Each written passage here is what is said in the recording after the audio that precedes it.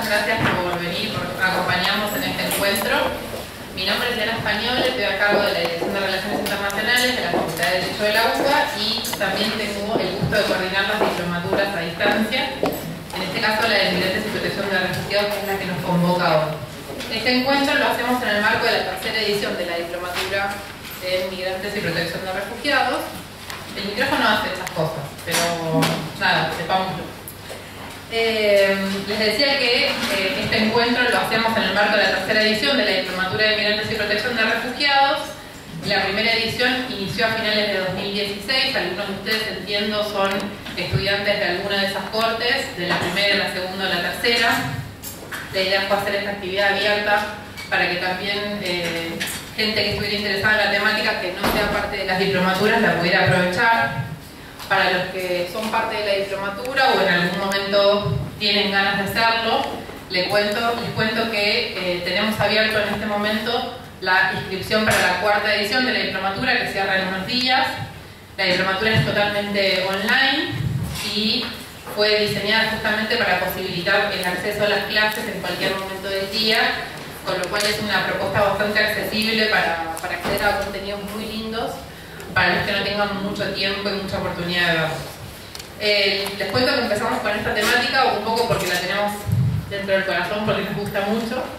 Tengo acá al lado mío a Adriana Alfonso, que fue una piedra fundamental para iniciar las diplomaturas, que aportó toda su expertise para ayudarnos a hacer el programa y para elegir a los docentes.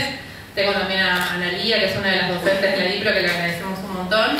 Y piedras fundamentales de esta diplo, que fueron el ACNUR, representado por Martín, y OIM. Hoy tenemos también otros colaboradores muy importantes, como por ejemplo el Instituto de Políticas Públicas de Derechos Humanos del Mercosur.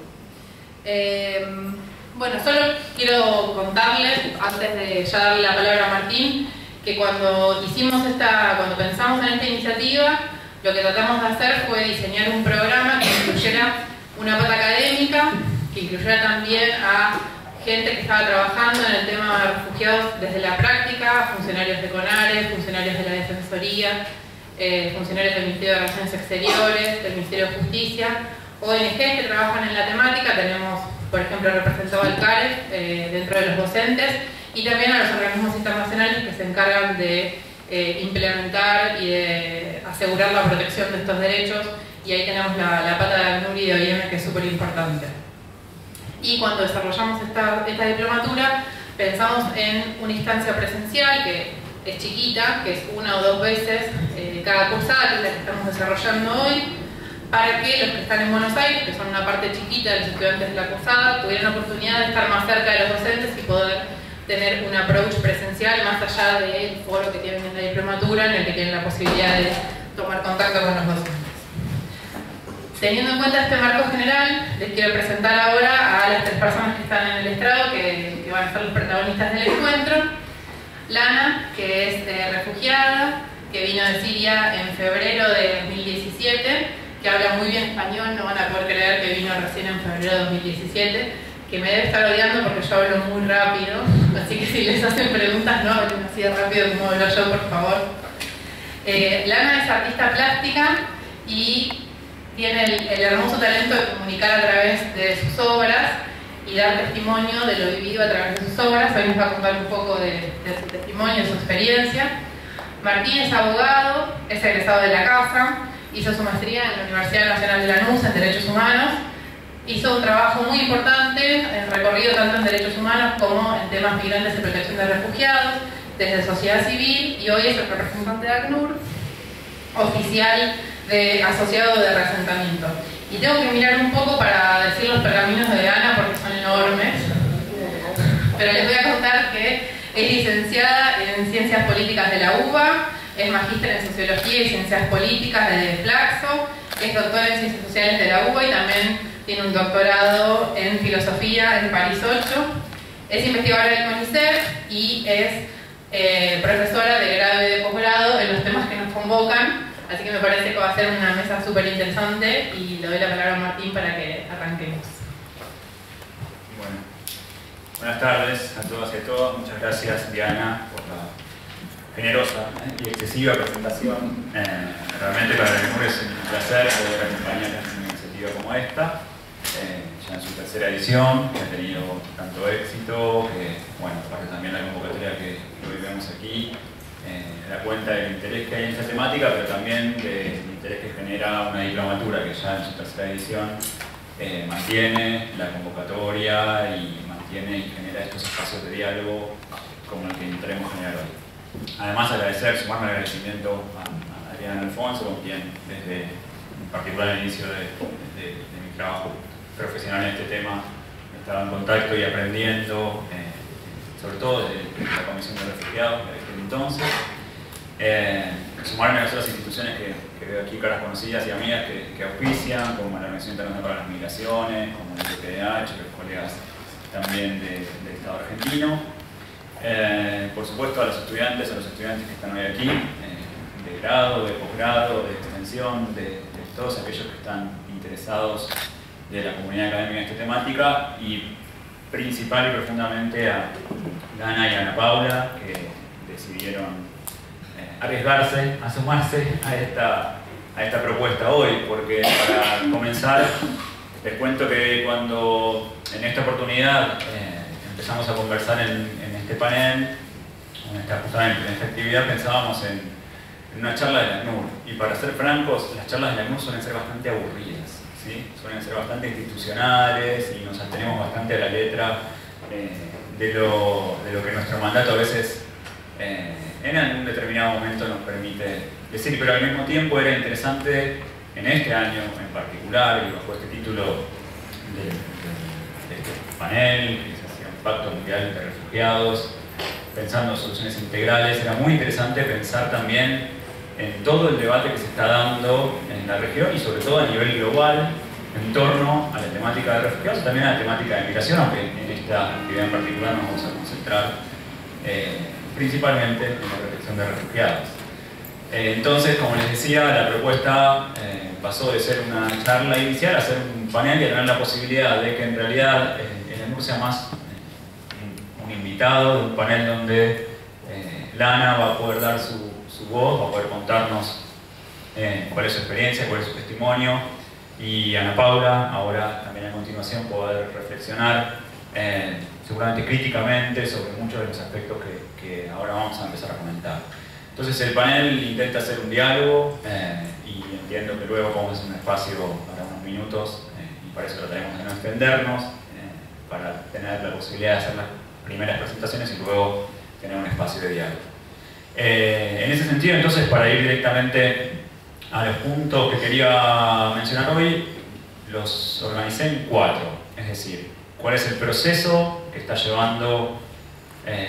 está llevando desde 2016 y que va a culminar en un Pacto Mundial sobre Refugiados, cuál es el escenario en que este proceso se desarrolla, ¿sí? Esta discusión más bien normativa, más bien institucional, más bien de tipo de las que se suelen celebrar en el marco de Naciones Unidas, sobre qué sustrato, sobre qué escenarios, sobre qué dinámicas está efectivamente hoy dialogando y se está dando el debate.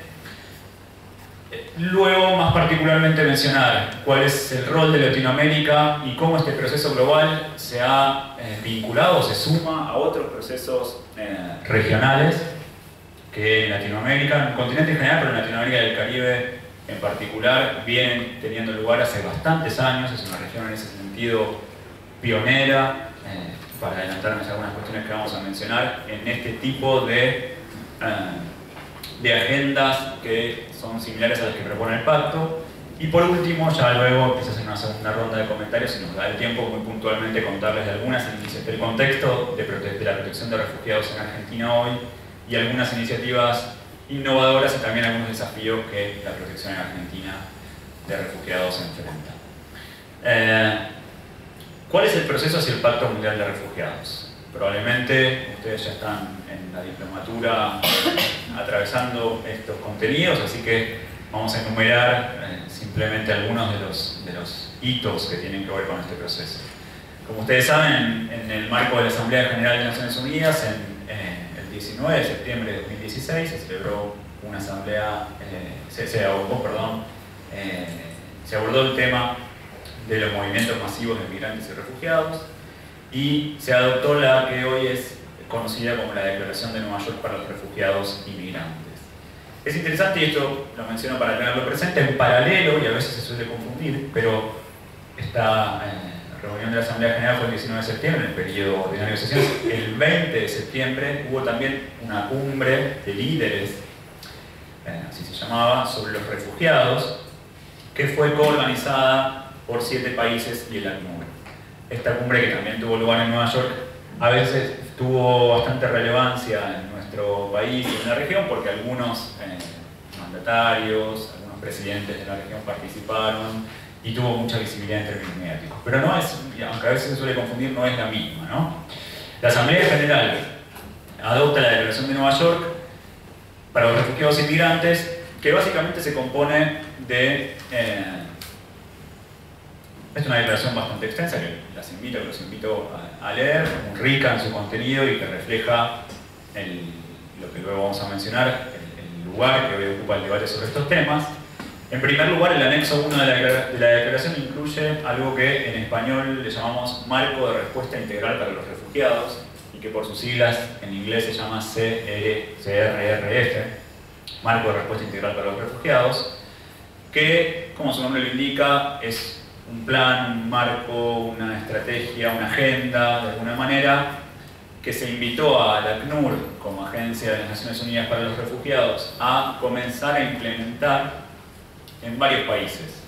Para no equivocarme, en Djibouti, Etiopía, en 5 países de Centroamérica y México, en Uganda, en la República Unida de Tanzania, y a la situación de refugiados que huyen de Somalia.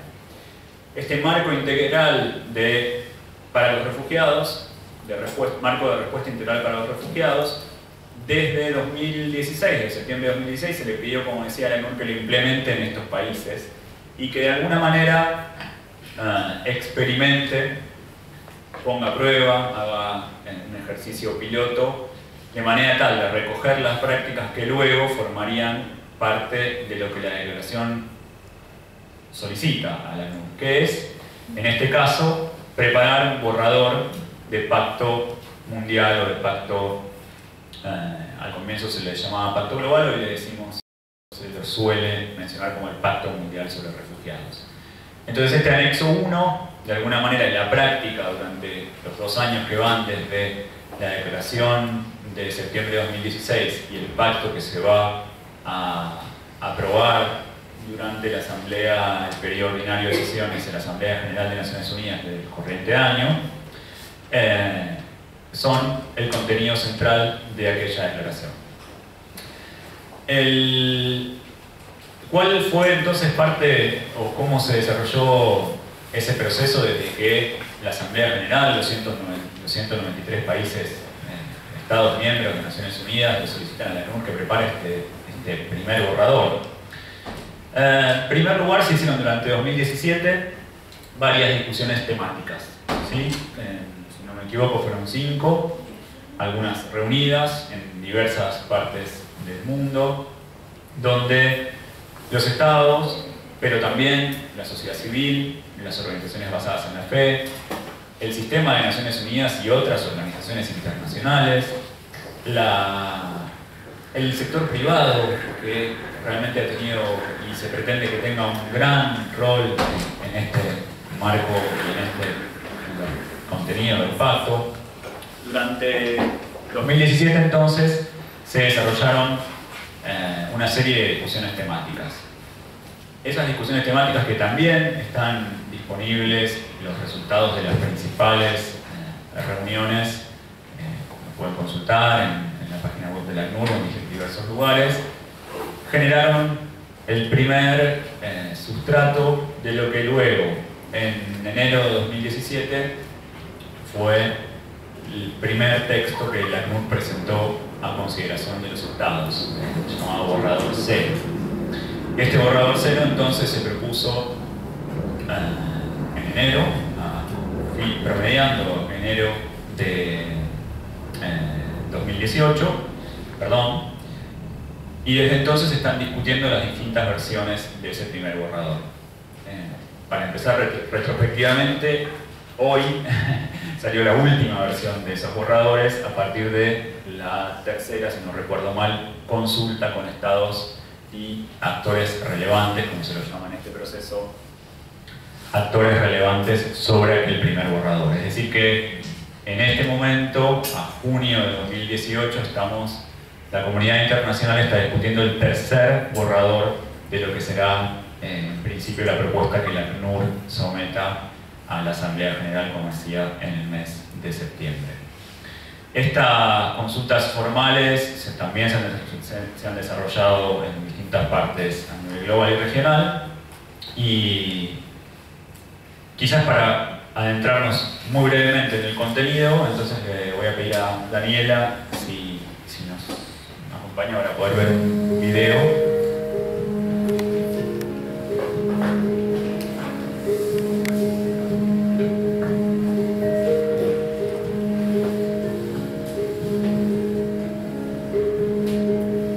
To transform the lives of millions of refugees and to strengthen global solidarity on behalf of the forcibly displaced. This is the promise and our challenge. This is the future we are building together.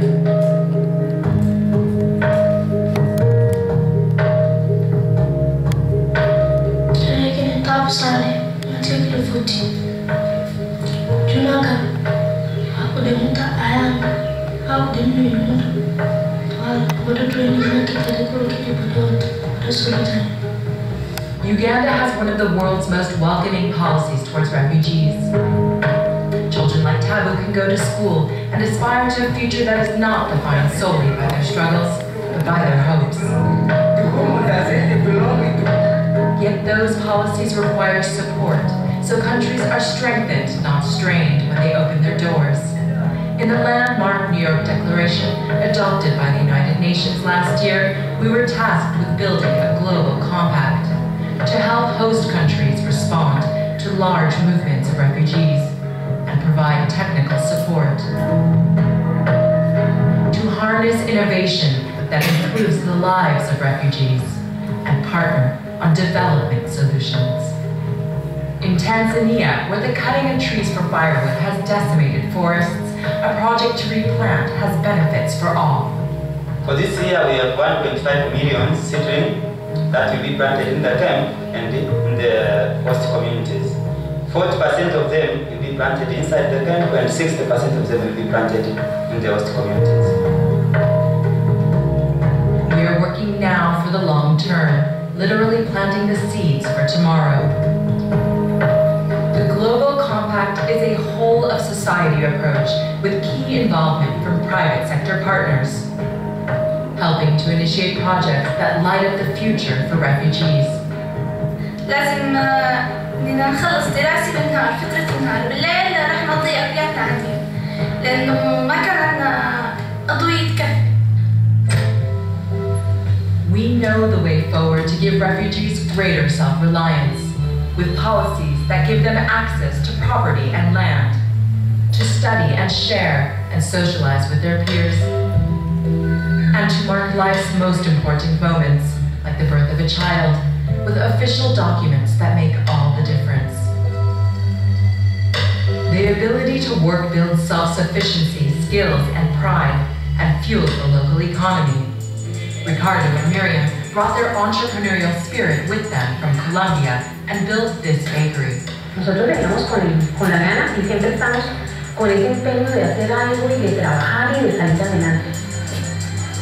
Next year, 1.2 million refugees will need to be resettled to another country, but only a fraction will be. Countries need to step up with more resettlement places and other pathways to shepherd the vulnerable to safety, allow families to reunite, and give students a chance to shine. Samina arrived in Canada as a child and has been a family doctor for more than 20 years. If that's one thing I can say I feel really, really proud about, is that I think I've made, in my own really small way, Canada better. And we as a global community commit to helping refugees when they are ready and when the conditions are right to go home. Our pledge is vast, but only as vast as the world's needs. Yet we are making progress, taking a comprehensive approach and expanding the network of support. We forge ahead to a global compact on refugees. For to empower refugees is to create a better future for all.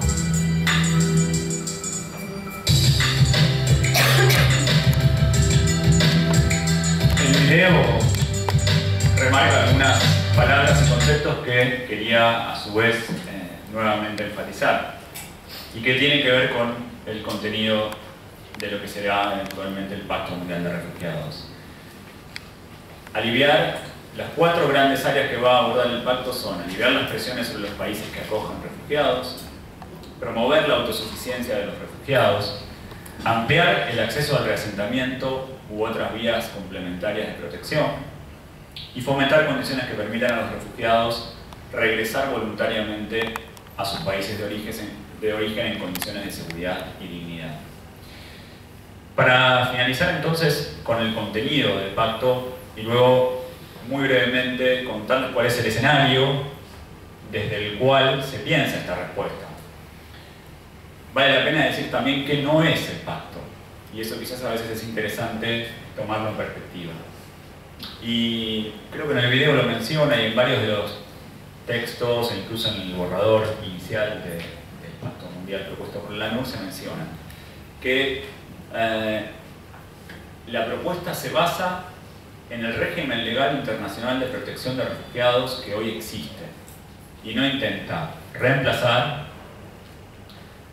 ni modificar ese régimen legal que, como decíamos hoy, está vigente. Ese régimen legal, que como muchas y muchos de ustedes ya conocen, está compuesto por normas de diversa naturaleza y de diverso alcance, normas digamos, centrales y universales como la Convención del 51 y el Protocolo de 1967 del Protocolo de Refugiados, normas o declaraciones u otro tipo de normativas de lo que se llama el soft law, normas de alcance regional o internacional, de las propias conclusiones del Comité de Naciones de la ACNUR, como otras recomendaciones, resoluciones de la Asamblea General de Naciones Unidas y otros órganos de Naciones Unidas, como también a nivel regional una serie de declaraciones en Latinoamérica, probablemente la más famosa es la Declaración de Cartagena de 1984, es decir, este cuerpo normativo internacional que en materia de refugiados,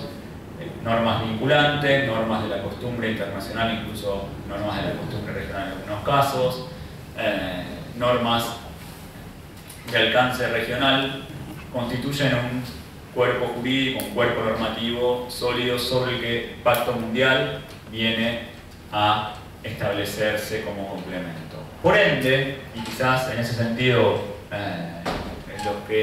las que han trabajado más estos temas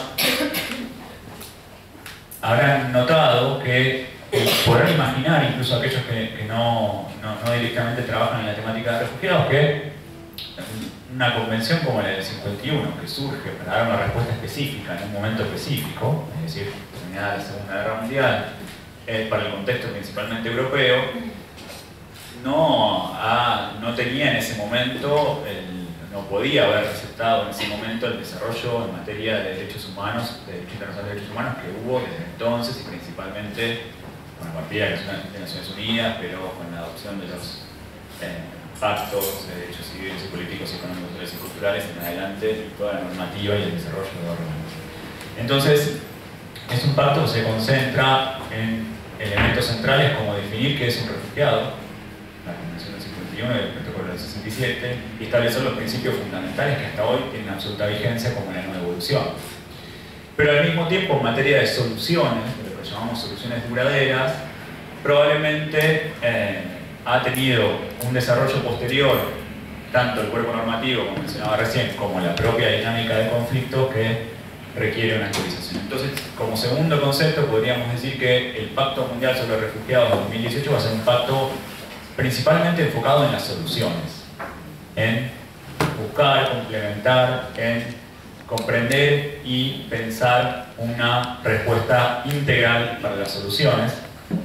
Y en tercer y cuarto lugar, para finalizar, esta respuesta de soluciones se basa en algo que probablemente es una brecha y que ahora vamos a ver en el video muy cortito que a continuación observaremos, que tiene que ver con las otras grandes frases que se mencionan en ese video, que tienen que ver con la responsabilidad compartida, lo que en Latinoamérica suele llamarse como la tradición de la solidaridad, que es muy extendida. Y que principalmente está detrás de esto, que la mayoría de las personas refugiadas en el mundo están en unos pocos países, y que esos pocos países en general no son los países desarrollados, sino países en vías de desarrollo, países pobres, que sin embargo, como decía, acogen la mayor parte de la población.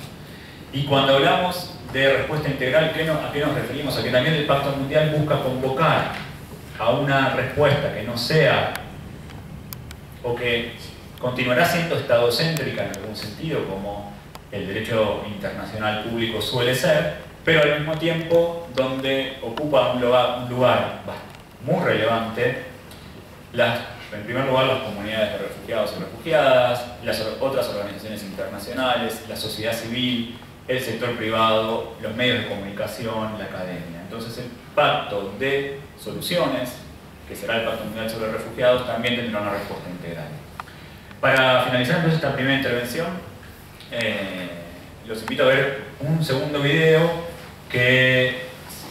con dos aclaraciones. Este video que refleja las tendencias globales y todos los años edita y publica la ACNUR, se lanza el 20 de junio, que es el Día Mundial del Refugiado. El día donde se celebra el Día Mundial del Refugiado. Estamos muy cerca de esa fecha, entonces está por lanzar el próximo, que va a referir al año 2007. Entonces ustedes van a ver un video al año 2017.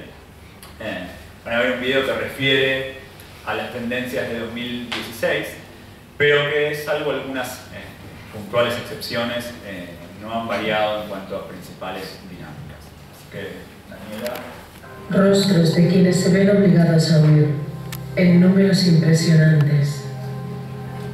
En 2016 se rompió el récord por tercer año consecutivo. Cada 3 segundos, una persona es desplazada forzosamente. Son 65,6 millones de personas. 22,5 millones de refugiados, la cifra más alta jamás registrada. 40,3 millones de desplazados dentro de su propio país. Una de cada 113 personas está actualmente desplazada. Si fuera un país, sería el más grande que Gran Bretaña, que ocupa el puesto 21º del mundo. Algunas crisis, Somalia, Afganistán, Myanmar, se prolongan durante decenios. Otras se han acelerado este siglo. La República Democrática del Congo, el norte de Centroamérica, Irak, Siria. 2/3 de su población está actualmente desplazada. العمل صعب ومجبور مشان ولادي يعني حتى ولادي صعب لما يكونوا جوعانين مثلا وقت العشاء او كذا او الفطور. En 2016 estallaron nuevas crisis en Nigeria y Sudán del Sur. Sudán del Sur, el país más joven del mundo atrapado en la guerra y el hambre, y la crisis de desplazamiento que más rápido crece. En 2016, más de 700.000 personas huyeron a Uganda, Etiopía, Sudán, la República Centroafricana, la República Democrática del Congo y Kenia. El total de refugiados de Sudán del Sur supera los 1,9 millones. Desde 2013, otros 1,9 millones de personas han sido desplazadas dentro del país. Sara huyó de los combates y del hambre. There's a lot of war, people have died. That's why we come to Juba. I just pray, let them make peace. Let us go back to our motherland.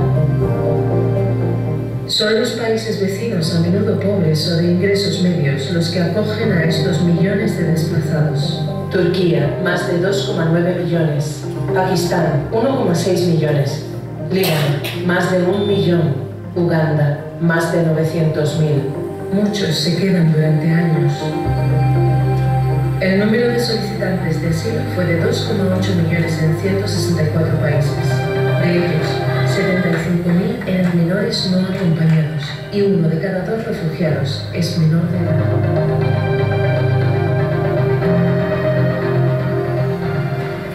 2016 fue el año en que 193 países se comprometieron con un planteamiento renovado hacia estas crisis en curso. Firmaron la Declaración de Nueva York y se comprometieron a intensificar su cooperación para proteger a los refugiados y buscar soluciones para ellos. Los objetivos clave: más inversión en las comunidades que acogen a refugiados, fomentar la inclusión de refugiados mediante el empleo, la educación y las oportunidades.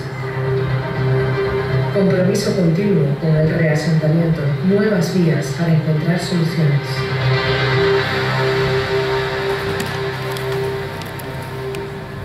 ¿Cuáles son entonces los rasgos de este escenario?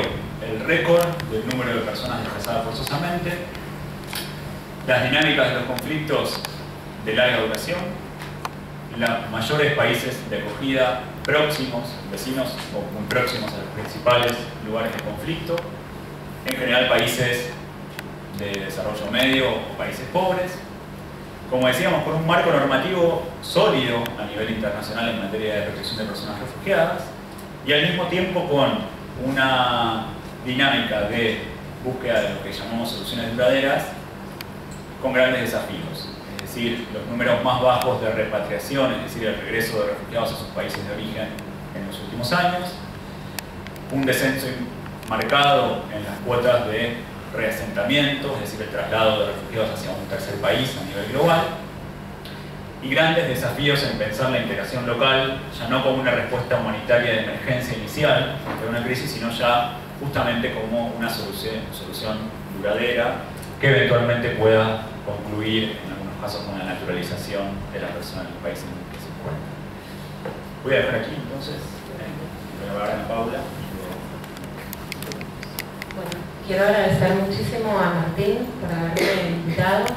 Está Adriana Alfonso también, que sé que está siempre atrás de las cosas así importantes que suceden acá detrás de bambalinas en la Facultad de Derecho en estos temas. Y a Lana por estar acá, que vino especialmente de San Luis para contarnos un poco su experiencia. Bien, yo quiero para empezar mezclar un poco las cosas y Martín, cuando me invita, sabe que es un poco para incomodar, o por lo menos intento conmover el espacio donde normalmente se mueve la discusión sobre asilo, o por lo menos lo intento, ¿sí?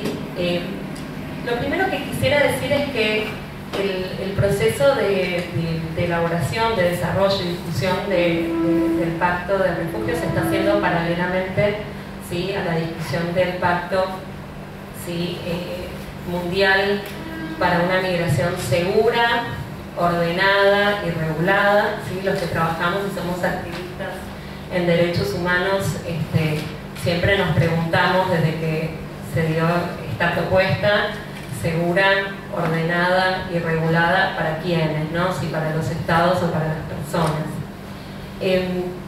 Una de las cuestiones que quisiera plantear, entonces, para empezar, tiene que ver con el escenario complejísimo, ¿sí?, en el que se encuentra actualmente nuestro planeta, un escenario de grandes desplazamientos, y yo creo que hay como una suerte de caducidad, ¿sí?, de anacronismo en las categorías, y creo que efectivamente si queremos encontrar como una suerte de signo de esa caducidad, claramente el concepto sería migraciones mixtas, ¿no?, o flujos mixtos. Los flujos mixtos tienen que ver con que los canales y todo lo que tiene que ver con los grandes desplazamientos que tienen lugar en el planeta, cuesta mucho diferenciar lo que es una migración forzada, ¿sí?, que serían aquellos que estarían dentro de la protección internacional, o que serían merecedores, entre comillas, de la protección internacional, y lo que se ha definido, digamos, como migraciones voluntarias, que de voluntarias tienen bastante poco, ¿no? Entonces, una de las cuestiones que quisiera plantear como para comenzar a pensar algunas cosas es insistir en que las personas que están trabajando sobre todo de la sociedad civil y desde ONGs, en la cuestión de los pactos, vienen señalando que estos procesos son paralelos y que hay muchos vasos comunicantes. Y que gran parte de las razones o gran parte de la crisis migratoria que estamos atravesando hoy tiene que ver, digamos, y son fuertemente responsables los estados por haber avanzado en políticas migratorias restrictivas, ¿sí? Y con enfoques secundarios, en haber convertido las fronteras en trincheras, ¿sí? Y en haber criminalizado las migraciones, ¿sí? No podemos dejar de señalar que los estados son responsables por muchas de las crisis que estamos atravesando. Estoy hablando lento porque me pidió Lala que no hable rápido. Entonces, todo parece simple, ¿sí? O sea, es simple decir vamos a hablar solo del pacto para los refugiados si uno cree que es fácil distinguir entre una migración forzada, ¿sí? Y una migración voluntaria. Ahora, si uno tiene un poquito de perspectiva crítica, ¿sí? Y uno es ciertamente consciente de los grandes problemas que atraviesa el sistema tardo-capitalista y de que una de sus manifestaciones más claras es la violación del derecho a no migrar, es decir, de permanecer, entonces ya ahí la cuestión se vuelve un poco más complicada. Si uno entiende que la pobreza o el no tener cubiertos los derechos básicos son condiciones que empujan a muchísimas personas a migrar, ¿sí? Para salvar sus vidas, literalmente, entonces uno ahí ya tendría algún tipo de dificultad para decir, bueno, estas son personas merecedoras de protección internacional y estas otras personas migran como migrantes comunes y quedan sujetos a las lógicas soberanas que, como sabemos y dije recién, tenemos un contexto en donde las políticas migratorias se vuelven cada vez más regresivas y donde los estados fomentan, digamos, desde discursos, y no solo de discursos, sino de políticas concretas, miradas muy xenófobas y criminalizadoras de la migración. Entonces, lo primero que empezaría, digamos, por decir es, y es muy interesante porque cuando uno lee sobre los pactos, uno lee la declaración y uno lee los documentos que están a disposición, es literal grandes desplazamientos. Grandes desplazamientos. Y yo creo que la declaración está plagada de buenas intenciones, pero también colisionan muchísimos conceptos, y los que trabajamos hace mucho tiempo la temática migratoria desde una perspectiva de derechos humanos sabemos perfectamente, ¿sí?, que no conviven muy bien el derecho soberano del Estado a regular, digamos, la frontera y la entrada y el ingreso a su territorio con los derechos humanos de las personas migrantes, ni hablar. De las refugiadas, si quieren, empezamos entonces a pensar un poco más cuáles son los dilemas que específicamente ahí aparecen, que creo que también hay un montón de cosas para decir, más allá de que no creo en la fácil distinción, y si ustedes observan desde la sociedad civil los distintos documentos o llamados, les recomiendo que visiten, por ejemplo, la página del CELS, que está participando como organización fuertemente en los debates de la sociedad civil sobre el pacto. Una de las cuestiones que va a plantear el CELS junto con CAREF, que son organizaciones que han tenido mucho perfil, ¿sí?, no solo regional sino mundial para estos debates, es que los pactos tienen que pensarse conjuntamente. Y yo en ese punto estoy 100% de acuerdo.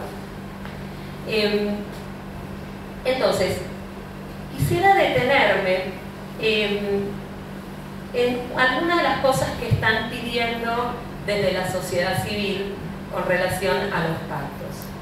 La primera cuestión, y creo que es lo que más han planteado desde que salió el borrador cero, es que se tiene que incluir, ¿sí?, y esto sería realmente inédito, esto sería realmente un avance inédito, la obligación de los estados de regularizar a las personas que están en su territorio.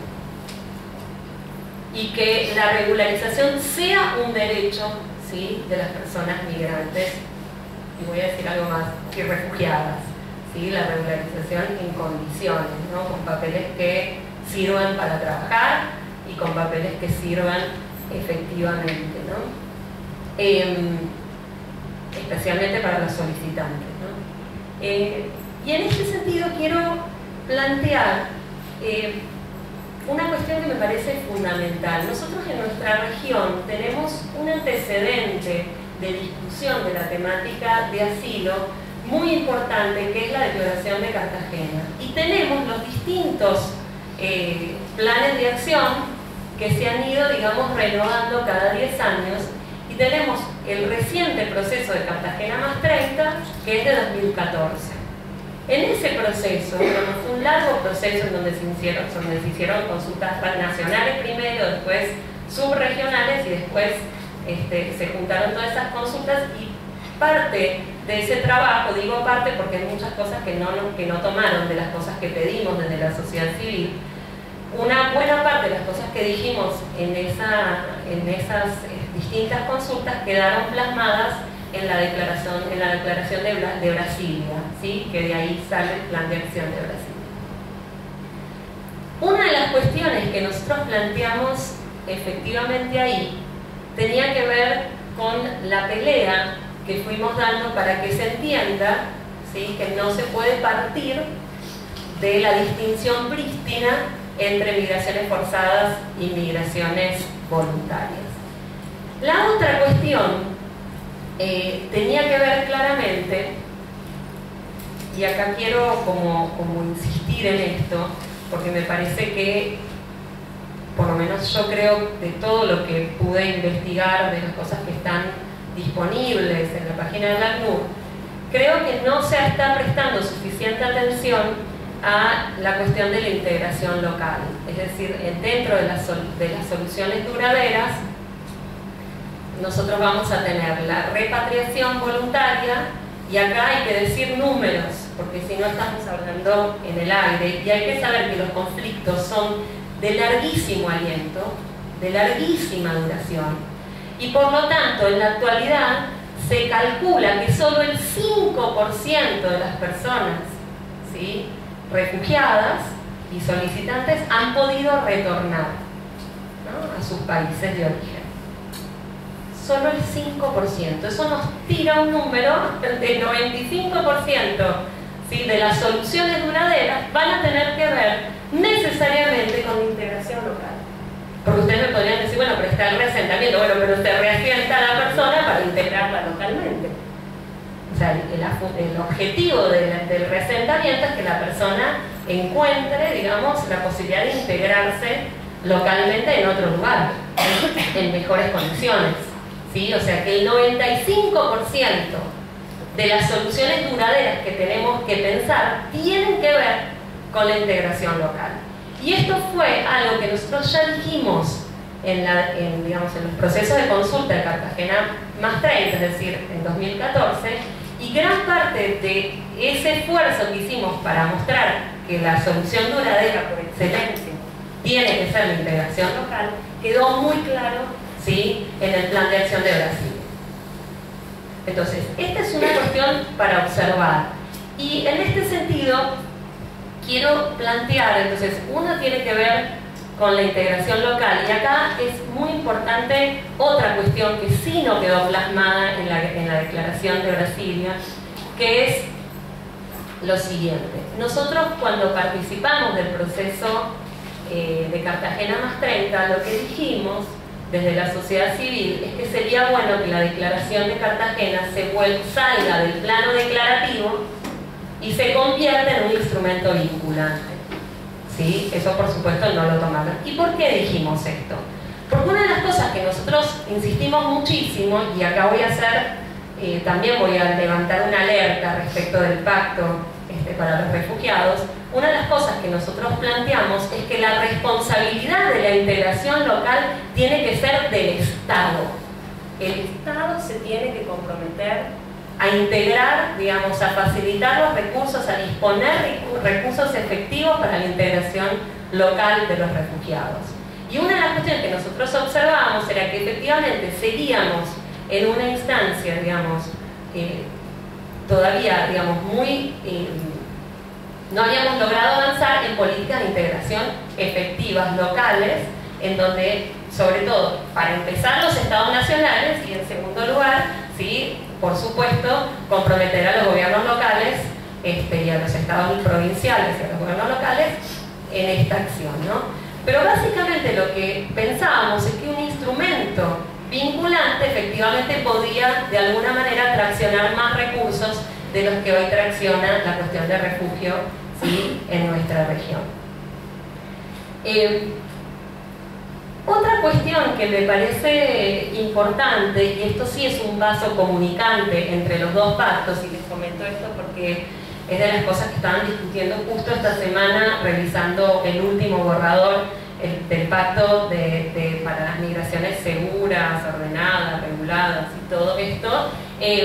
Una de las cuestiones que estaban planteando desde la sociedad civil y que me parece súper importante para el debate de hoy es que querían que se incluya el principio del no devolución, aun cuando las personas no apliquen, digamos, no puedan ser incorporados a la categoría o no puedan ser reconocidos como refugiados. Y esto me parece interesantísimo, ¿sí? Acá vamos a encontrar toda una serie de argumentos que son de lo más interesantes y que tienen que ver con lo que nosotros vamos a encontrar como nuevas modalidades o alternativas de protección internacional. Y ahora van a ver por qué lo digo, por un lado con cierto entusiasmo y por otro lado les tengo que prender una luz roja respecto de estas nuevas modalidades de protección internacional, que yo creo que son, esto es algo que sostenemos con un colega que se llama Nicolás Figares, son formas de protección de baja intensidad, ¿sí?, o de protección, bueno, al menos de baja intensidad. Y en ese sentido voy a terminar hablando un poquito de la Argentina. Una de las cuestiones que se plantea desde la sociedad civil entonces tiene que ver con, recuerden que el principio de no devolución es uno de los pocos límites frente a la movilidad internacional que tienen las personas para ejercer frente al derecho soberano, que es derecho de extrañamiento cuando no sos nacional, ¿no? Es uno de los grandes umbrales de extranjería. Esto es insoportable, ¿no quieren que deje el micrófono? Es solo para los que lo van a ver en video. Muy bien.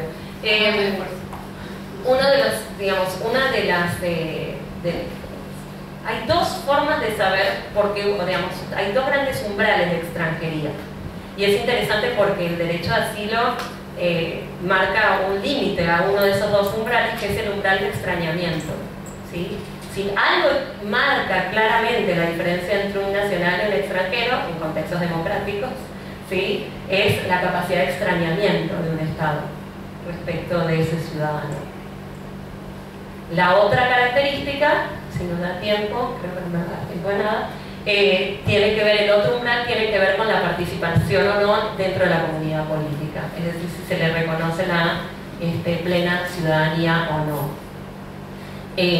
Entonces, incluir, y yo creo que lo vamos a lograr, es decir, que se va a lograr incluir el principio de no devolución, ¿sí?, como algo complementario, ¿sí?, al sistema de asilo, es decir, como algo distinto o algo que extiende la protección internacional sobre ciertas personas de determinadas nacionalidades que no pueden retornar y aún así no aplican a la categoría de refugiados, ¿sí? Sería muy interesante y nos muestra nuevamente, ¿sí?, el carácter al menos anacrónico, ¿sí?, de la distinción entre forzado y voluntario para las migraciones, ¿sí? Hay que ver si logran incluir este elemento. Yo creo que sí lo van a lograr porque en la declaración de Nueva York ya está dentro de los puntos que señala de la declaración de Nueva York, ya marca que tiene que haber principio de no devolución en algunos casos, o por lo menos que la evaluación tiene que ser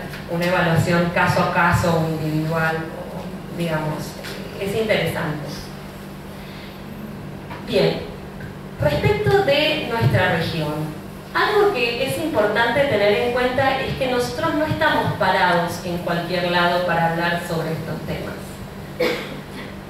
En especial la Argentina, pero no solo la Argentina, sino Uruguay, Perú, Ecuador, Brasil, Bolivia, han realizado sendas reformas de sus marcos jurídicos y normativos en cuestiones migratorias y muchos de ellos también en cuestiones de refugio. Y en este sentido, una de las cuestiones que estamos tratando también de visibilizar es que el pacto definitivamente tiene que poder rescatar, digamos, subir la vara. Esto quiere decir, si hay una región o hay países, como es el caso de la Argentina, en donde el goce de derechos no tiene absoluta, o está totalmente desvinculado, digamos, de la situación migratoria de la persona, ¿sí? Nosotros no podemos volver atrás en un pacto en donde se vuelve a hablar de irregularidad y en donde se cargan las tintas contra el migrante en vez de responsabilizar a los estados, y en ese sentido vuelvo a lo primero, que es la gran exigencia que se está haciendo desde que comenzaron los debates, que es que la regularización documentaria se vuelva una obligación de los estados. Esto es súper interesante. Entonces, respecto de la Argentina, ¿qué son las cuestiones que a mí me parecen importantes? Ustedes saben que la Argentina fue pionera en toda la región, lo saben, están haciendo esta diplomatura y me imagino que ya lo hicieron 20.000 veces. Y creo que una de las cuestiones que deberíamos plantear, ya que hemos sido pioneros, también tenemos el programa Siria y sus diferentes actualizaciones, y también tenemos el visado humanitario especial que se dio para haitianos recientemente. Es decir, que la Argentina, además del sistema de asilo clásico, ¿sí?, tiene toda una serie de modalidades alternativas que la ACNUR, digamos, ha mirado con beneplácito, digamos, que tiende a reconocer que son buenas prácticas. Y entonces, en este sentido, yo terminaría lo que hoy quería compartir, porque dije, se me hace larguísimo, hay muchísimas cosas, pero quisiera un poco prender una luz roja respecto de los visados humanitarios. Si bien estoy de acuerdo en que los visados humanitarios permiten una salida ordenada y segura, y esto no es poco, ¿sí? Los visados humanitarios permiten una salida ordenada y segura, digamos, en el caso del programa Siria es interesante. También es interesante porque invierte, esto Martín dijo que me lo iba a contar, entonces me obliga a contarlo rápidamente yo, pero el tema de la cooperación internacional y el tema de hacer más equitativa, digamos, la responsabilidad frente a los grandes desplazamientos, me parece que tiene, digamos, toda una dimensión que es interesante, que tiene que ver con el reasentamiento y no solo con el reasentamiento y con otras modalidades alternativas, ¿sí?, de protección internacional, en donde los estados se vuelven como proselitistas, ¿no? Los refugiados no solo llegan, sino que los estados llaman. Y en este sentido quiero remarcar estas dos figuras, requiriente y llamante, que crea el programa Siria, que son bien interesantes porque cambian absolutamente la modalidad a la que estamos acostumbrados, ¿no? O sea, el refugiado, digamos, en general llega y pide, ¿no? Y hay poca práctica, uno, de reasentamiento, ni hablar de pensar, digamos, un programa de visado humanitario mediante el cual las personas puedan salir de las zonas de conflicto sin necesidad de pasar por un segundo país. Y en este sentido, ¿sí?, remarco que me parece interesante, y ahora voy a explicar por qué deja de parecerme inmediatamente interesante o por qué tenemos que observar estas modalidades alternativas. Hay dos cosas que la ACNUR mira con agrado que tienen que ver con estas modalidades alternativas, ¿sí?, de visados humanitarios, y por otro lado, que están vinculados a los visados humanitarios. Especialmente voy a hablar del programa Siria, ¿sí?, porque el visado humanitario que se dio para haitianos fue más una amnistía, es decir, una regularización excepcional para personas que de hecho estaban en la Argentina. Entonces, el tema haitiano, que es un tema súper interesante, no voy a hablar de eso, voy a hablar del programa Siria, en donde el Estado, digamos, argentino se vuelve proselitista y busca, digamos, de alguna manera que lleguen refugiados que de otra manera no llegarían. ¿Cuál es el problema con el modelo canadiense, ¿no?, de sponsorship, que es el modelo sobre el cual se basa el programa Siria? El gran problema que nosotros observamos, y acá estoy hablando en plural porque es un trabajo que venimos haciendo con Nicolás Figari, ¿sí?, tiene que ver con que encontramos que los programas como el programa Siria, suponen para los estados compromisos. Nosotros hablamos de compromisos débiles, ¿no? Un tipo de compromiso débil o de baja intensidad respecto de la obligación del Estado argentino, ¿sí?, que asume el Estado argentino para integrar a las personas que llegan. Y en este sentido quiero remarcar, y esto se va a actualizar, o sea, con las diferentes actualizaciones del programa Siria va a aparecer reiteradamente, la carga de la integración local en el primer año, ¿sí?, va a caer, digamos, exclusivamente, estoy hablando en términos económicos y en todas las dimensiones que uno pueda imaginarse la integración local, va a caer exclusivamente, ¿sí?, en los requirientes y llamantes. Y el Estado de Argentina va a acompañar, ¿sí?, ese proceso a través de distintas políticas. Es interesante, y en este sentido esto sí quiero remarcarlo respecto de las posiciones que asume el Estado argentino frente a la población refugiada, es que no solo piensa la integración local para la población refugiada, sino que incluye a la población solicitante de refugio, eso me parece también importante decirlo, e incluye a los beneficiarios del programa Siria. ¿Cuál es el problema? En la Argentina hoy no hay un presupuesto asignado fijo para la cuestión de la integración local de refugiados. Y se mira, por supuesto, con gran interés el programa Siria porque es una nueva modalidad en donde el Estado descarga la responsabilidad de la integración local en la sociedad civil. O, digamos, tenemos casos interesantes que son gobiernos provinciales que tienen una modalidad, digamos, de entrar al programa Siria muy interesante, y tal vez algo de esto, en su propia experiencia, Lana nos puede contar. Entonces, ¿qué es lo que yo plantearía? Muy bien con las modalidades alternativas de protección internacional, siempre y cuando, ¿sí?, el Estado no se desdibuje en su responsabilidad. ¿Sí? A mí me parece excelente la solidaridad, me parece excelente que haya una sociedad civil interesada e involucrada en los procesos de integración social, pero la responsabilidad tiene que ser del Estado. Y en este sentido, si dudan de mi palabra, revisen las distintas actualizaciones del programa Siria y van a ver que cuando se trata de las responsabilidades de llamantes y requirientes, ¿sí?, el tono es categórico. Deberá, cumplirá, ¿sí?, por lo menos el primer año es clarísimo de quién es esa responsabilidad. Cuando se trata de las obligaciones del Estado argentino es condicional, podría, sería bueno, tal vez, ¿se entiende? Es decir, el tono no solo nos habla de en qué lugar queda el Estado, sino efectivamente hacia dónde se está trasladando la carga. Entonces, cuando se insiste, y en esto voy a hacer, digamos, ya termino. Cuando se insiste, digamos, en las modalidades alternativas o en la búsqueda de soluciones alternativas, atención, porque nosotros no somos Canadá, ¿sí? No tenemos un estado de bienestar que sale, digamos, a salvar a los refugiados que llegan si no hay gobiernos locales que se hagan cargo, si no hay estructuras estatales que funcionen, ¿sí? Y por sobre todas las cosas, si vamos a involucrar a sectores privados y a ONGs y a un verdadero y genuino interés, tiene que haber, digamos, la última responsabilidad, e insisto, de la integración local la tienen que tener los estados anfitriones, ¿sí? Me quedaron muchas cosas para comentarles. Cierro con lo que es mi tema de trabajo siempre, que son los derechos políticos.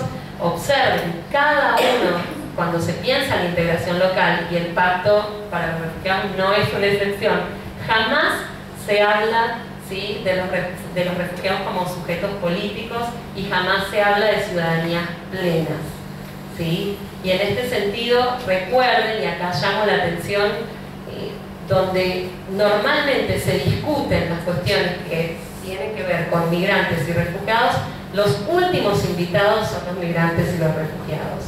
No alcanza con tener un enfoque intercultural para pensar una política. Los refugiados y los migrantes tienen que estar adentro en la gestión, en la elaboración y en el monitoreo de estas políticas. Y esto no queda en absoluto claro en estos procesos.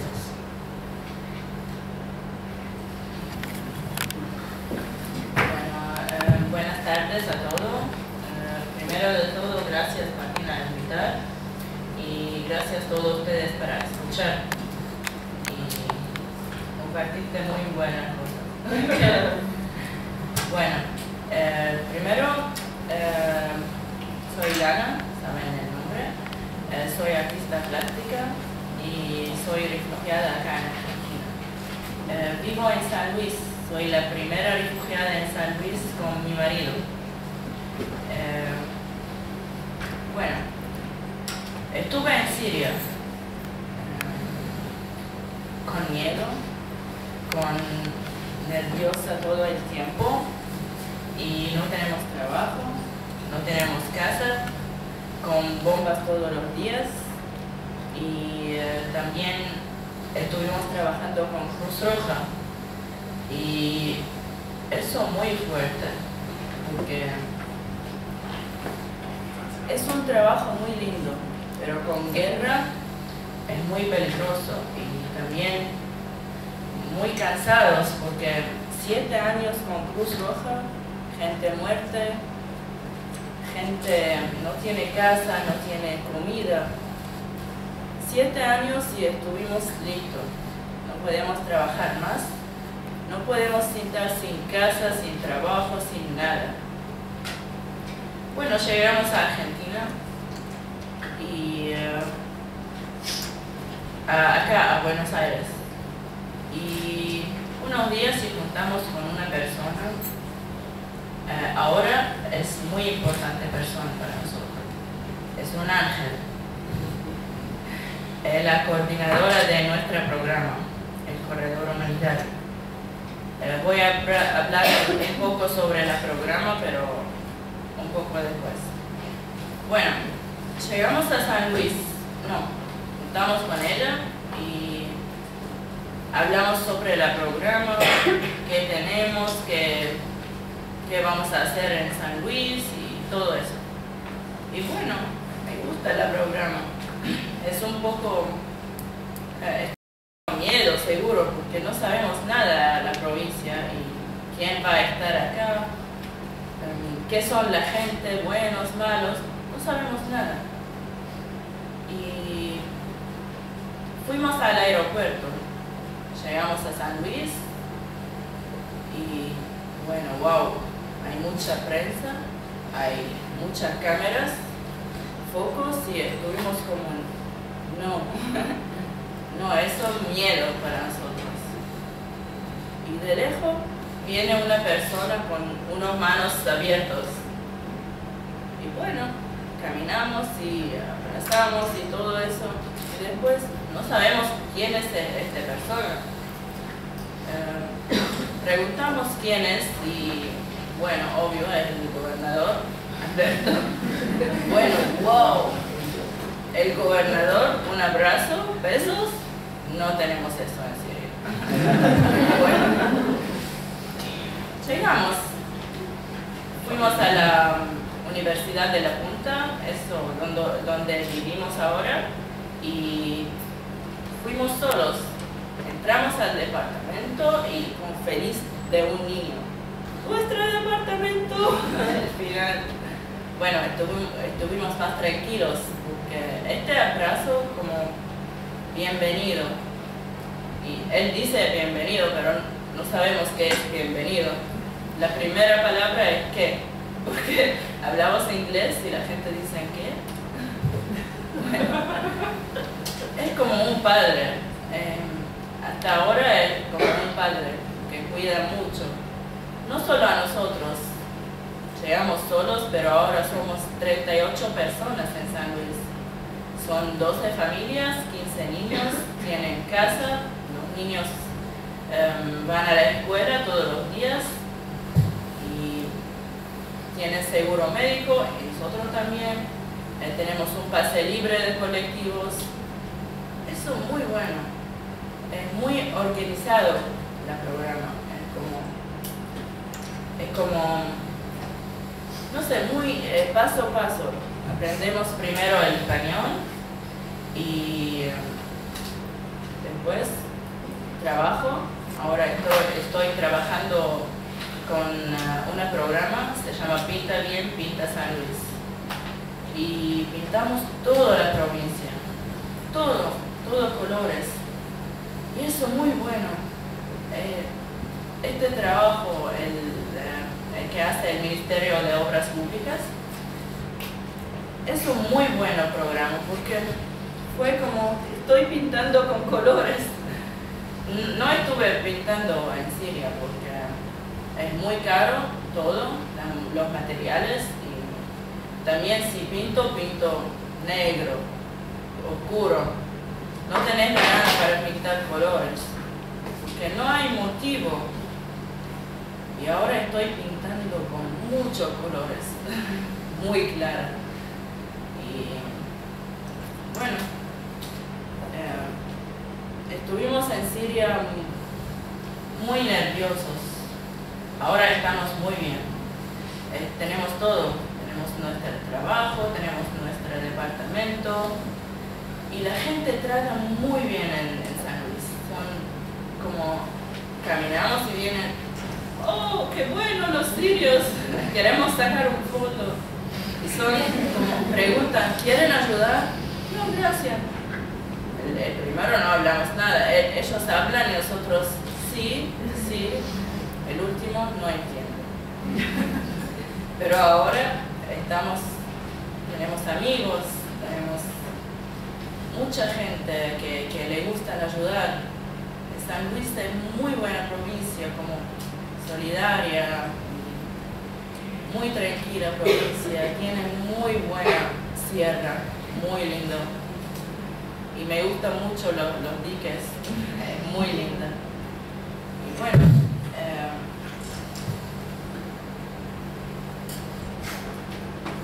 después, el último, que no voy a hablar mucho,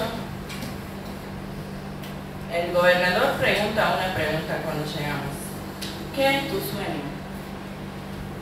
Y nosotros, ¿qué pensamos? No pensamos en un sueño de 7 años, porque tenés que pensar en Siria, agua, electricidad, comida.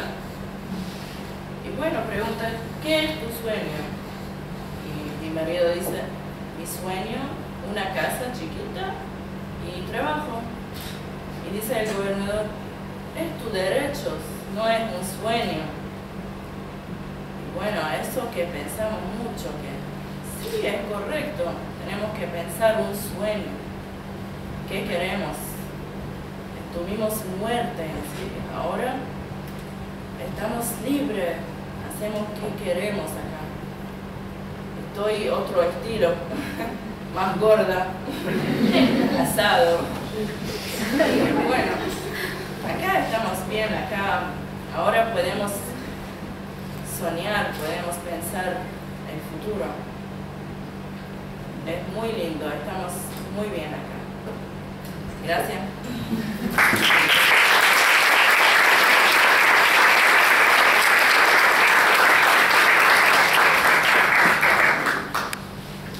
Gracias, Dana, y gracias, Ana Paula. No sé cuánto tiempo tenemos, quizás unos minutitos. En realidad hay varias cuestiones que Ana Paula, incluso Dana mencionaron para poder seguir conversando, pero por ahí a partir de unas preguntas, ¿no? Si les parece, podemos intentar conversar o incluso seguir profundizando sobre alguna de las cuestiones que fueron mencionadas. Para Dana, para Ana Paula. ¿Preguntas sobre alguna de las cosas que mencionamos o sobre algo que tengan ganas de preguntar o alguna reflexión también que tengan ganas de hacer en función de lo que escucharon? Levanten la mano que les acerco el micrófono. Ya.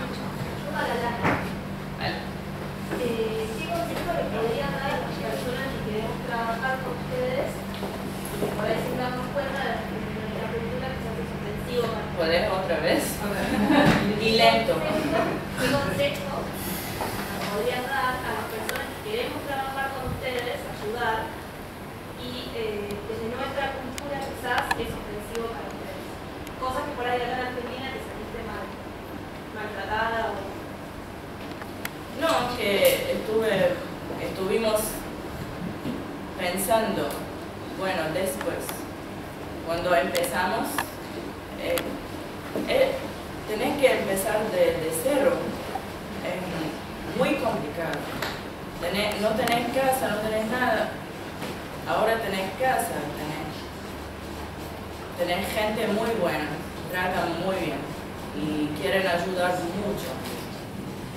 Son muy simples gente, no son complicados. Y tenés que empezar de cero todo, es muy complicado. Estamos hasta ahora pensando, bueno, después, ¿qué tenemos que hacer? Porque ahora podemos pensar algo. Antes no podemos pensar nada, tenés que pensar, bueno, tengo que comprar agua para tomar, para bañar. Tenés que comprar comida, tenés que comprar batería para electricidad porque no hay electricidad, 2 horas en el día. Por eso, no, la gente acá trata muy bien y estamos muy bien acá, que más tranquilos, podemos pensar algo y estoy pintando como loca, estoy por todos lados, pintando jardines, escuelas, cuadros, bla bla bla, todo, puentes. No, estamos ahora lindos. Quizás, sí, sumándome a lo que comentaba Lana y retomando también alguna cuestión que mencionaba Ana Paula, desde otro plano, quizás hay algo que sucede en Latinoamérica. En el último informe de la ACNUR que salió publicado ayer o antes de ayer sobre el trabajo que la oficina hizo a nivel global en 2017, algo que a mí realmente me llamó la atención, no es nuevo, pero cada año me llama más la atención, y es que dentro de la ACNUR se menciona a América, el continente, todo, como la región de soluciones dentro de la ACNUR. Y esto, paradójicamente,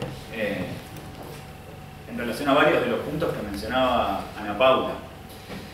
Y esto también se vincula con el proceso hacia el Pacto Mundial, porque es cierto, en la región, desde el 84 en que se adoptó la Declaración de Cartagena como un plan regional, ya se empezó a hablar de manera articulada, quizás no de manera vinculante, no con un tratado regional que sea obligatorio para los estados, pero de manera vinculante, y ha sido receptado en la mayoría de las legislaciones, tanto de una definición de refugiado distinta, que saldó mucho antes que en otras regiones del mundo una serie de debates, por ejemplo, las personas que huyen de conflictos armados, que en muchos lugares del mundo aún hoy sigue siendo un debate sobre si se consideran o no refugiados. En la región esto es algo, digamos, en general consensuado y es una práctica regular, y al mismo tiempo fijó una agenda que luego, como principales hitos en el Plan de Acción de México de 2004, en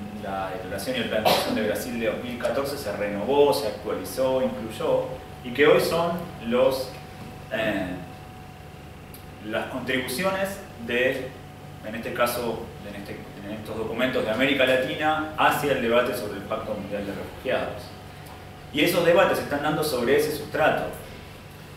En paralelo tenemos otros países, allí ustedes pueden ver proyectados cuáles son los países en esas grandes tortas, un poquito a la distancia, que reciben más cantidad de refugiados o desplazados internos. Hay países donde literalmente hay políticas de no integración de refugiados, legislaciones que establecen políticas para no permitir la integración, digamos, si cabe, teóricamente como una política pública, ¿sí? Con el que desalentar la permanencia, permitir de alguna manera o hacer natural la excepción. la excepción de estar en una zona, en un campamento, la excepción de estar en un asentamiento que quizás no están confinados a un campamento, pero realmente las situaciones son muy precarias y no van a tener posibilidades de trabajar de manera regular todo el tiempo que permanezcan, no van a tener ningún tipo de documentación. En los casos en los que están en campamentos van a estar confinados, probablemente en casi mini ciudades, a un territorio específico. Entonces, de alguna manera, quizás tomando lo que menciona Ana y retomando de nuevo de otro enfoque lo que menciona Ana Paula, la región tiene en ese aspecto un sustrato, llamámoslo de solidaridad, interesante que ha permitido, es cierto, con muchos desafíos, pero al mismo tiempo ser considerada a nivel global la región de soluciones. Y en ese sentido, no va a haber tiempo para ahondar, pero mencionar que en Argentina en particular, y ya lo adelantó Ana Paula, así que nos facilita la tarea, al mismo tiempo que existen grandes desafíos para pensar una política pública de integración local de las personas refugiadas y solicitantes, y aquí sí, digamos, como a mí me voy a permitir hacer la diferencia respecto de otras poblaciones que migrantes, pero en materia de refugiados y solicitantes de asilo y otras personas de interés con las cuales trabaja la ACNUR, si bien no ha habido una política activa o una política quizás definida, voy a mencionar una distribución presupuestaria directa a esto, por un lado hay un acceso universal a derechos que no sucede en otras regiones y ni siquiera en otros países del continente, con las condiciones que tiene un país de desarrollo medio como Argentina, con la universalidad a lo que trabajamos y también estamos en este movimiento de derechos humanos, sabemos las cantidades de limitaciones y los distintos momentos que atraviesan el acceso efectivo a estos derechos, no solo nominal, pero existe, y al mismo tiempo también nos permitimos hasta innovar en modelos como el programa de patrocinio comunitario que incorpora el programa Siria, donde un Estado provincial, una organización de la sociedad civil, una organización religiosa, una familia, puede decirle al Estado: yo deseo asumir la responsabilidad de acompañar este proceso de integración. Entonces, es cierto, digamos, realmente la obligación, la garantía final de los derechos humanos que están detrás de una práctica y una política de acompañar la integración recaen en el Estado.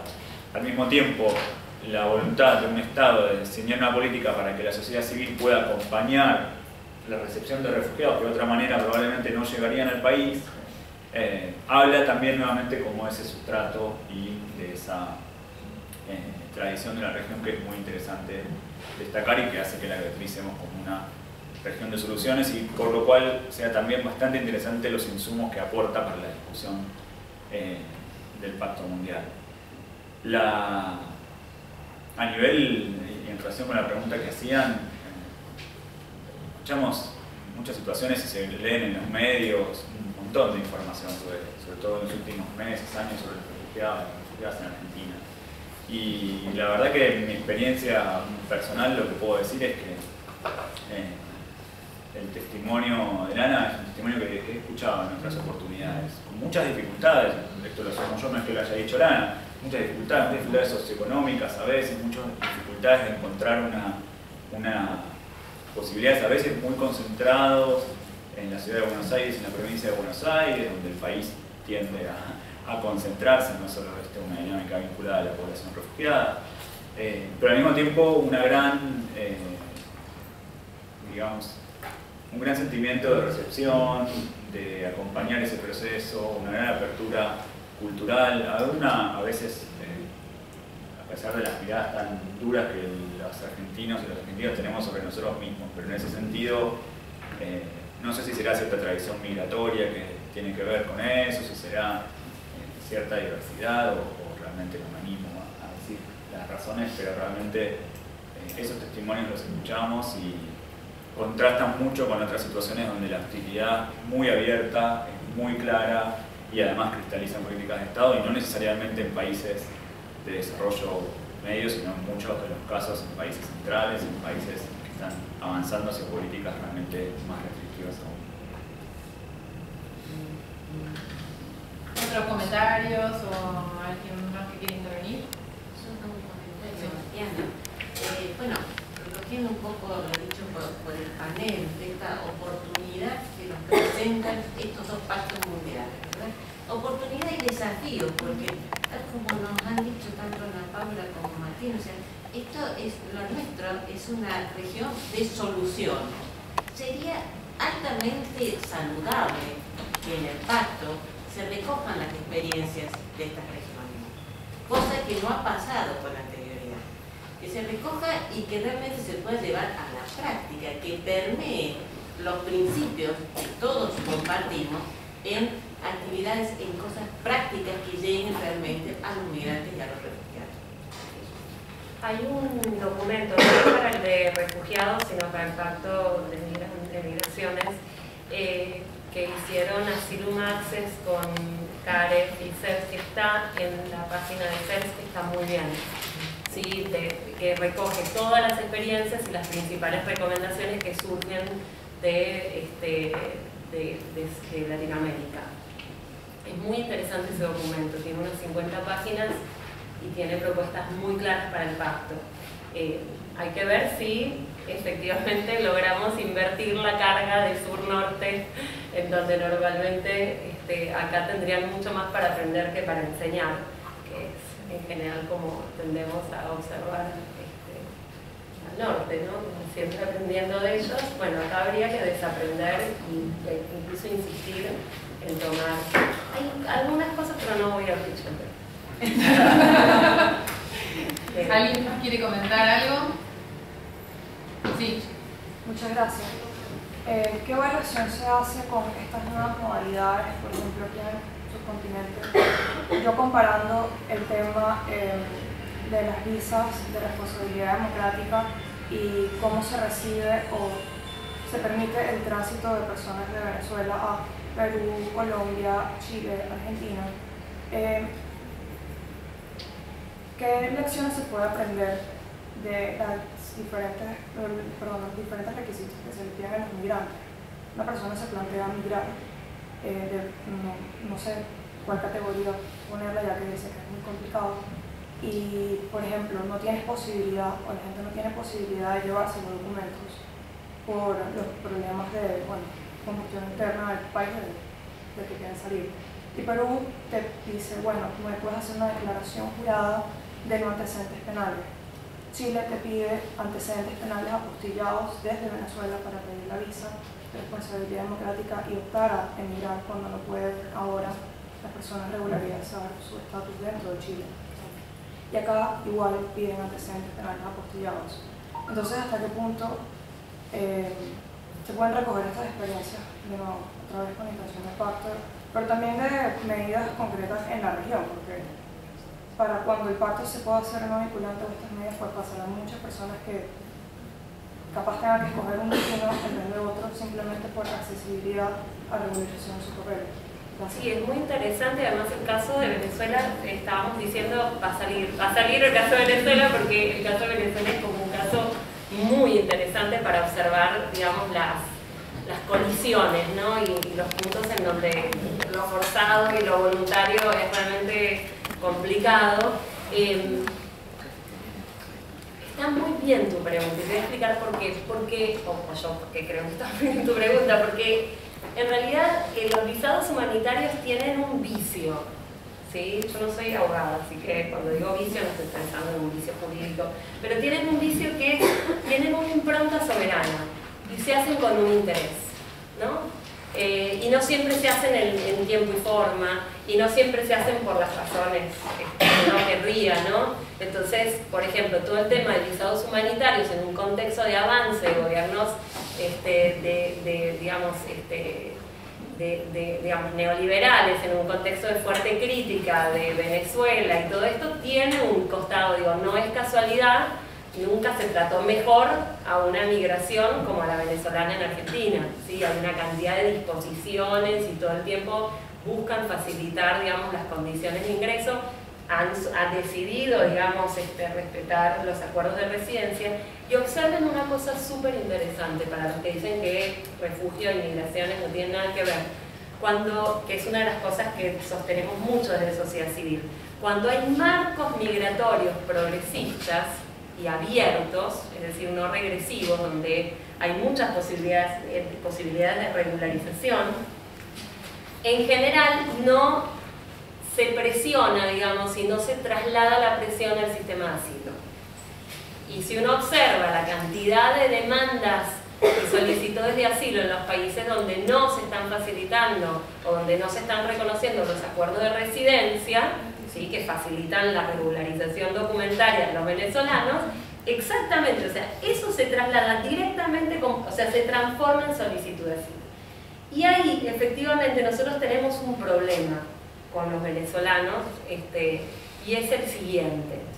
Muchos venezolanos se preguntan qué les conviene, ¿no? Si optar por pedir la solicitud, porque es muy probable que se lo reconozcan, y entrar en un largo proceso. El gran tema, digamos, con el sistema de asilo, y es por eso que es una pena que no podamos tener marcos migratorios abiertos, porque eso demuestra que si vos tenés la posibilidad de regularización, mucha gente opta por la regularización y no hace presión sobre el sistema de asilo, sobre todo en contextos donde, repito, no somos Canadá, es decir, no te da mucho. El caso de San Luis es una excepción total, quiero decirlo. A mí me emociona, ojalá todos los refugiados fueran recibidos por las autoridades locales como Trudeau o como el gobernador de San Luis, abrazándolos y con una llave y un departamento. Eso no es lo que sucede.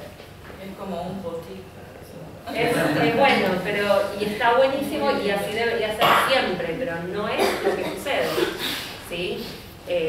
Bueno, no importa, no me quiero meter ahí porque es muy complejo y es un debate complicado, pero sí me parece importante remarcar cómo tenemos un observatorio regional muy interesante con la migración venezolana hoy, para ver cómo los marcos migratorios restrictivos dialogan con los sistemas de asilo. Y la Argentina es un claro ejemplo, un contraejemplo muy interesante. Lo que vos estás preguntando tiene que ver con lo que yo dije al principio, que es el vicio que yo encuentro en las formas alternativas de protección internacional, que es en última instancia dependen de una última decisión soberana que puede tener sus vaivenes, que puede tener intereses variables, ¿sí?, a lo largo del tiempo, y en el caso de los venezolanos, por suerte, los benefició, por ejemplo. Sí, pero sí, puedo agregar algo. Claro, en el caso de Argentina es evidente, pero el caso de Chile, perdón que hago la comparación, sí, porque la hago porque, bueno, la vi. Entonces, la situación es que pareciera que a veces este tipo de visados en alguna forma frenan. O sea, es como una llave que se cierra un poco para evitar que siga la migración, que la gente siga arrastrando, porque una persona se va y la siguen los amigos, siguen los contactos. Entonces, cuando es un volumen tan grande y es una migración que es mixta, es un poco más complicado. Entonces, decir a una persona que tienes que salir de Caracas con el visado, pero en verdad es imposible salir de Caracas con el visado por la situación que justamente empuja a la gente a migrar. Entonces, claro, y yo lo comparo con Perú, que Perú te dice puedes venir y hacer una declaración jurada, y eso hace que las personas puedan, digamos, regularizar su situación sin depender del documento que evidentemente no te va a dar la administración. Igual el tema venezolanos es un tema que es muy actual y creo que todavía los estados están recién empezando a implementar políticas y a tomar decisiones en función también del volumen. Recuerden, y esto es un poco lo que discutíamos con Martín, dijimos no hablemos a primero de los venezolanos porque es como un tema complejo en sí mismo, ¿no? Imaginábamos que iba a salir, pero es un tema muy actual y realmente pone en cuestión muchas de las cosas que venimos peleando a nivel de derechos humanos y refugio en la región.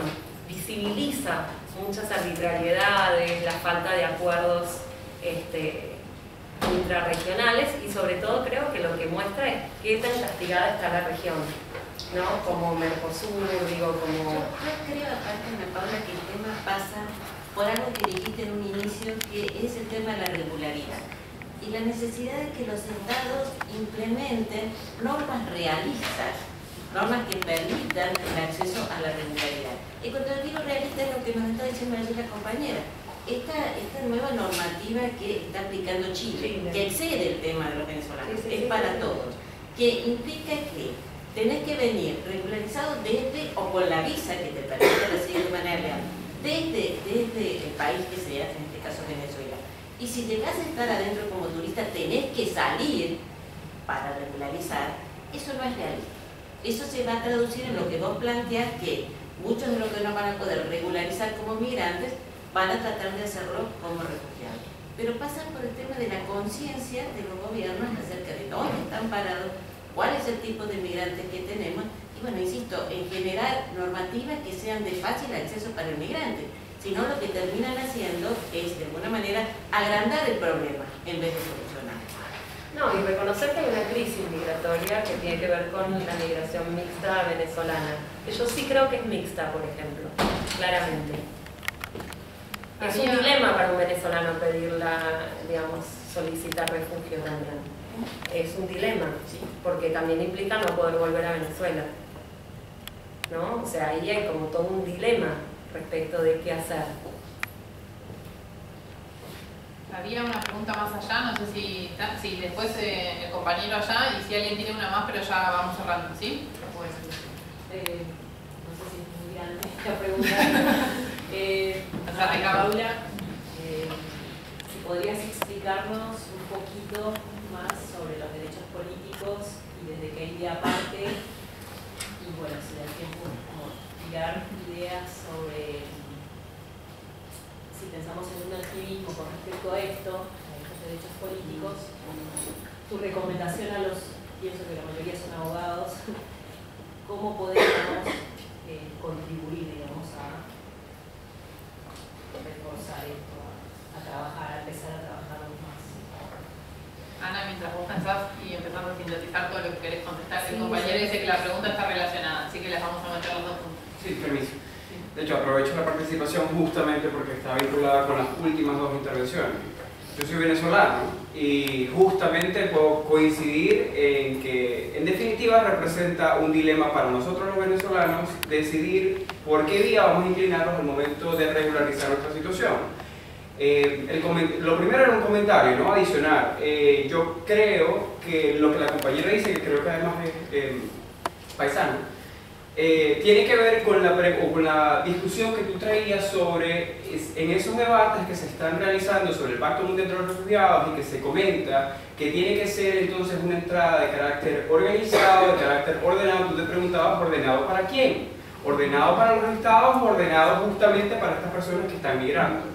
Creo que la respuesta se representa con el caso chileno, en el sentido de que pienso existe en realidad una especie de doble moral del Estado chileno al momento de plantear esta visa de responsabilidad democrática, en la cual reconocen una situación excepcional de carácter institucional en Venezuela, pero a su vez aseveran los requerimientos institucionales para poder acceder a esa visa.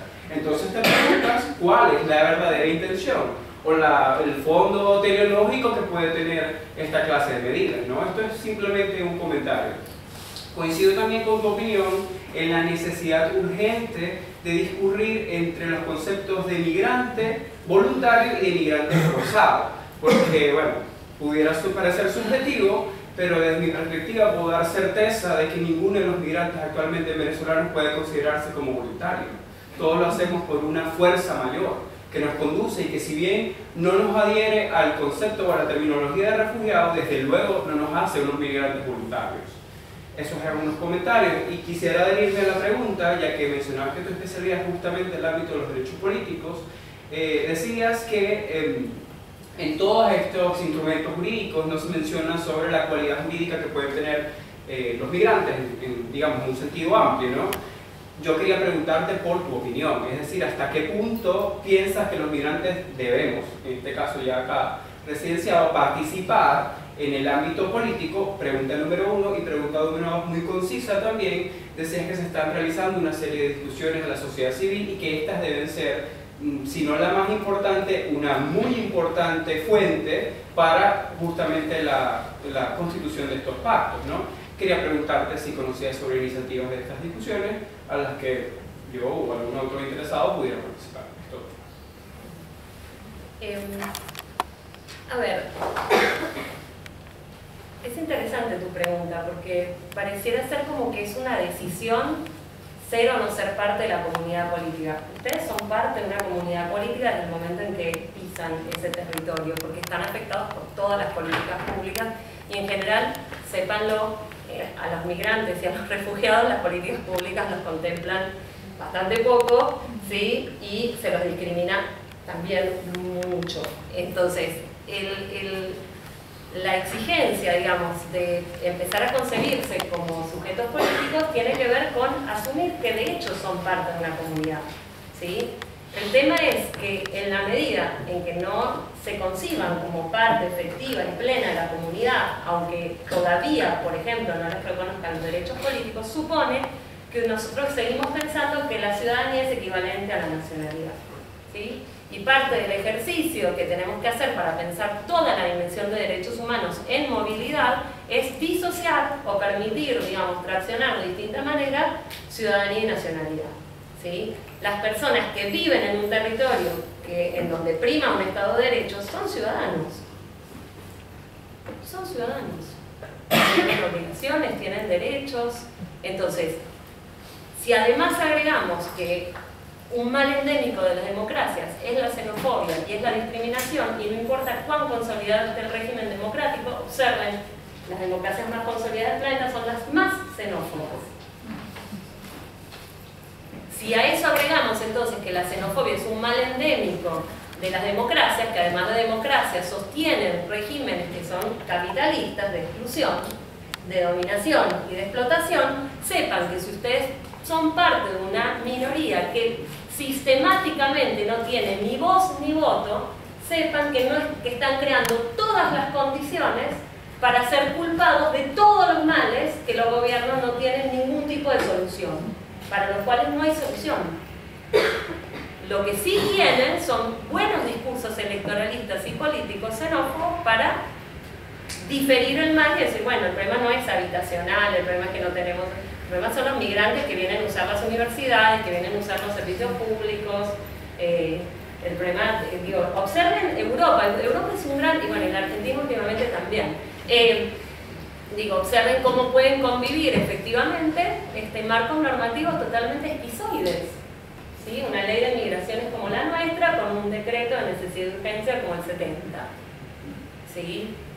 Una ley como la nuestra que dice que la irregularidad es una falta administrativa con la decisión de crear un centro de detención para combatir la irregularidad. La irregularidad migratoria se combate dando documentos, perdónenme, digo. Entonces, cuando yo insisto en los derechos políticos o en el proceso de subjetivación política que tienen que establecerse desde las comunidades migrantes y de refugiados, lo que estoy diciendo es que de hecho ustedes son parte de la comunidad. Y que en realidad de lo que se trata, y observen que esto es una gran omisión en todas las discusiones. En todas las discusiones. Nadie discute derechos políticos. Y yo les podría decir que cuando los migrantes y refugiados empiecen a tener una participación política plena en las comunidades, terminan de ser utilizados, se termina porque no va a ser estratégico, sobre todo en contextos de migración fuerte, como es el contexto argentino, no es estratégico hablar mal del 4,5% de la población cuando 20.000 personas te han vuelto en una elección en un balotaje. No es porque las personas van a cambiar moralmente, es porque cambias las condiciones estratégicas para que una porción de la población no siga siendo señalada justamente porque no tiene las condiciones para defenderse.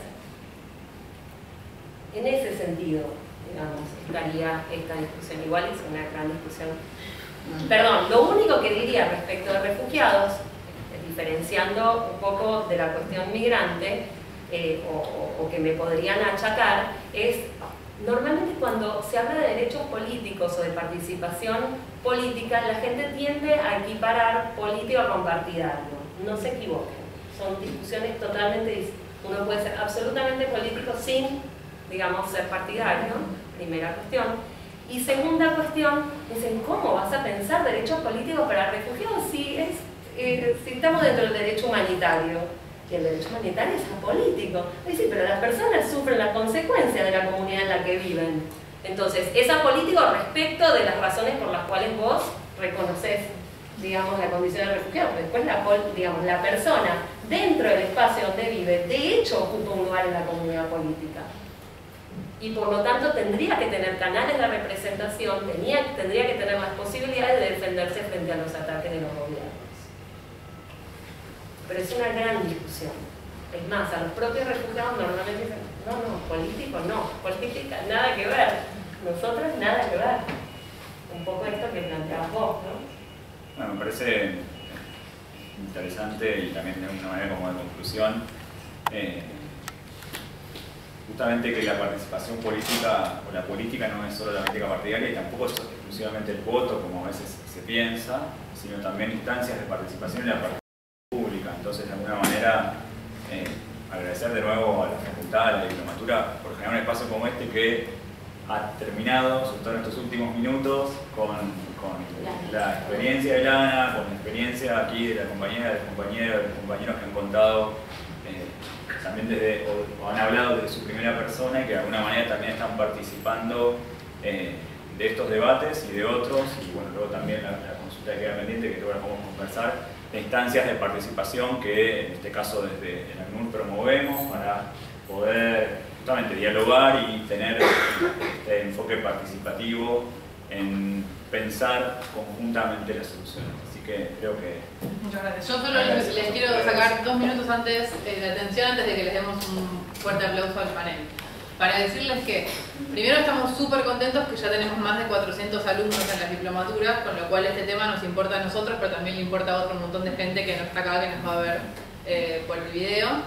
Les quiero decir que vamos a tener una segunda conferencia en la que vamos a hablar de un tema que mencionó Ana al final, que es el principio de derechos humanos con el que se inició la ley de migraciones y las modificaciones que se generaron en función del decreto, y un fallo nuevito que salió ahora, la conferencia de la abogada Adriana, y va a ser dentro de unas semanas, así que no se la pierdan, va a estar buenísimo. Si quieren más información de la conferencia, además de verla en la página de Facebook y en las redes sociales, pueden mandar un mail a cco@derecho.ua.ar, mismo mail en el que se pueden inscribir en la siguiente edición de la DIP, que empieza también dentro de poquito, pero que la inscripción cierra ahora dentro de 2 semanas. Quiero agradecer, además de la gente que agradecía al inicio, y especialmente a Martina y a Lana, a Eugenia, que nos ayudó en las primeras ediciones de la Diplo, que también es parte de ACNUR y que también es docente de la casa en temas de refugiados, así que también muchas gracias por venir y por ayudarnos en el inicio de esto. Y le quiero agradecer mucho a Dani y a Santi, que hacen un laburazo en la Diplo. Estos 400 estudiantes implican un montón de mails que hay que contestar todos los días, y además un montón de docentes que hay que contactar y un montón de laburo de fondo que no se ve, pero que les cuento que es un montón. Así que muchísimas gracias por todo, y también gracias a Geraldine, que se sumó con nosotros esta semana que arranca, a quien les pido que todos los que no se anotaron cuando entraron se anoten con Geraldine, así les preparamos un certificado de la participación en el encuentro de hoy. Muchísimas gracias a todos y ahora